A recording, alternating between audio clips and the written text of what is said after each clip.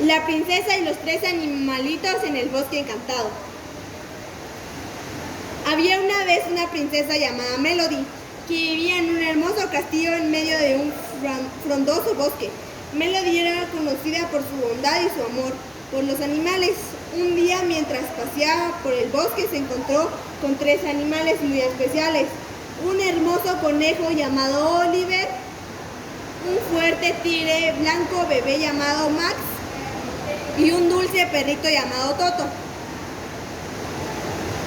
Melody se hizo amiga de estos animales y juntos emprendieron un viaje lleno de aventuras y aprendizajes. Durante su tiempo juntos descubrieron la importancia de los valores como la amistad, el respeto y la generosidad.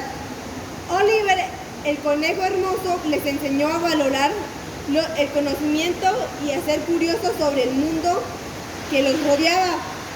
Les contaba historias fascinantes sobre las diferentes especies de árboles y animales que habitaban en el bosque, despertando en ellos un profundo amor por los animales.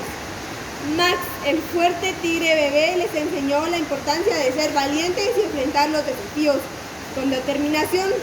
Les mostró cómo superar sus miedos y cómo protegerse mutuamente en situaciones difíciles. Juntos exploraron cuevas oscuras y se enfrentaron a obstáculos con coraje. Toto, el dulce perrito, les enseñó a ser compasivos y a cuidar de los demás. Les mostró a compartir sus recursos con aquellos que los necesitaban y cómo ayudar a los animales más pequeños y vulnerables del bosque. Aprendieron a ser pacientes y a escuchar las necesidades de los demás.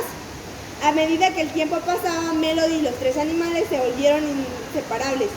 Juntos construyeron un refugio en el bosque donde podían descansar y disfrutar de la compañía del otro, compartir risas, historias y momentos de felicidad. Y así Melody, Oliver, Max y Toto vivieron felices en el bosque, compartiendo su amor por los animales y difundiendo los valores que habían aprendido juntos. Fin.